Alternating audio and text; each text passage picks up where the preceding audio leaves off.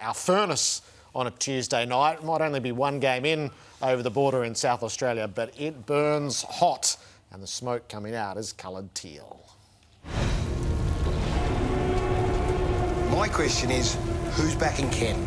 Who's backing Ken right now? The board aren't backing Ken. Who's backing Ken? Who's backing Ken? This is the chosen direction of the management of the club, so they have to own a lot of this.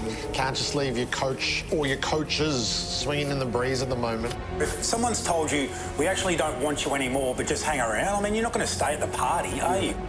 This was a wasted year. You cannot sack a coach and essentially keep him in the chair for 12 months. It was a disaster in every way you look at it. I'm as excited as I've been all year. I've said that all the way through. I'm disappointed in a really bad loss, but I'm not going to waver. I'm not going to jump to a position that I wasn't in last Thursday.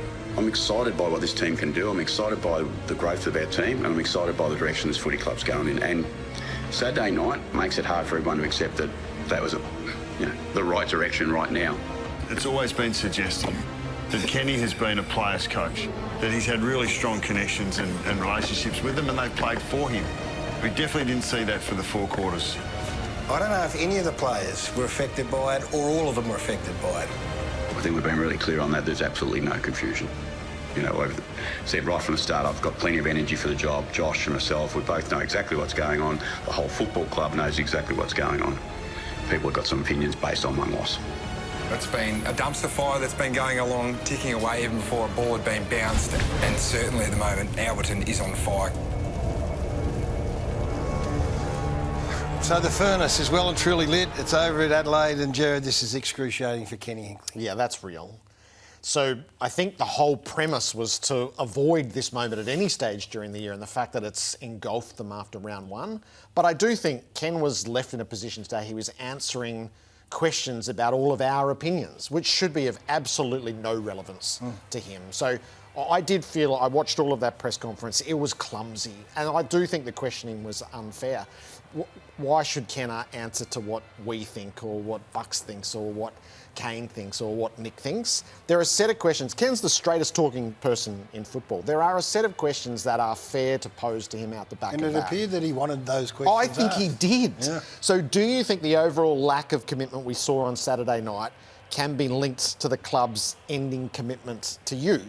Do you feel you have the authority or capacity to coach fully in the way that you've always done? Has that been diluted at all by the end date that's been put in place? Do you feel inhibited in the hard coaching, which has been part of what you've done, because of the fact that you're not going to be continuing with this group? By comparison to previous years, have you tempered anything in your coaching, in your relationships with the players? Is there a risk that everyone's marking time? You're just marking time till the end of the year when you need to be redlining into a season like everybody else is? And are you confident there'll be a response? Because this team has been categorised by its response in these moments. Will it be there? Are you as confident that it will be there as you have been previously? Those are the questions I think Ken can take, he can answer, and then we can judge the actions against the mission statement to it. Yeah, I think that's fair. And I wish that some of those questions had been posed as opposed to putting names to other people's opinions, as you just pointed out. Koshi should be second-guessing the strategy. Overreaction. David Koch should double down. This is what I want to see from David Koch right now, is to come out and not have, Ken's not been hung out to dry. He had to do the press conference, but I'd like him to come out and say, hey, not only do we believe in this, we're doubling down on this. This is well planned. This was considered over 6 months. It was debated, presented, it was prosecuted, and we executed the plan in the best faith and interest of this football club and Ken. So we are more behind him now than we ever have at any other stage of this.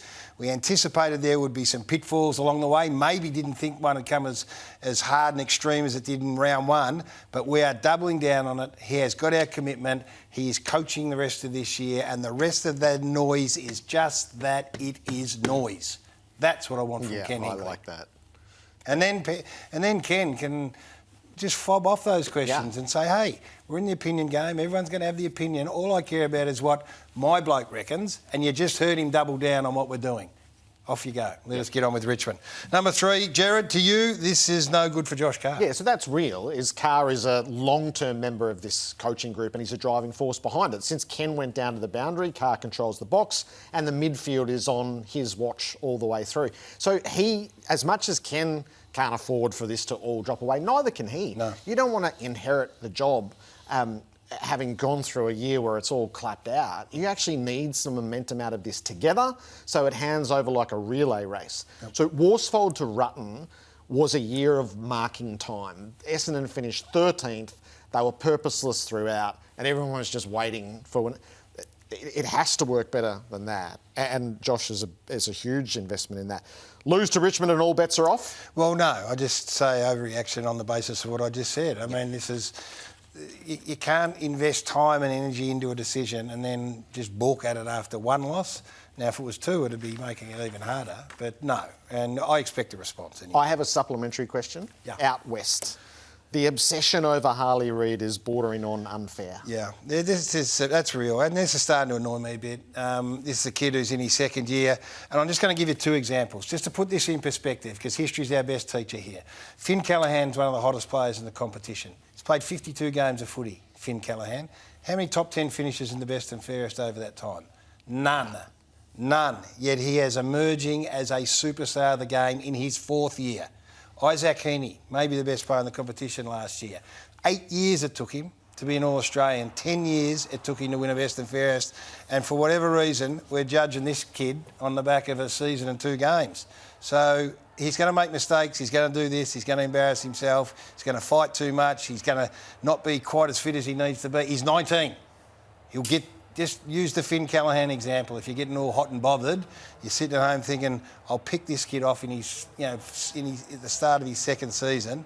Just cool your jets and let him have the time that we've allowed Callahan and Heaney to just develop and become the superstars that they are. And I'll guarantee you this kid will get there. Just relax. Yep.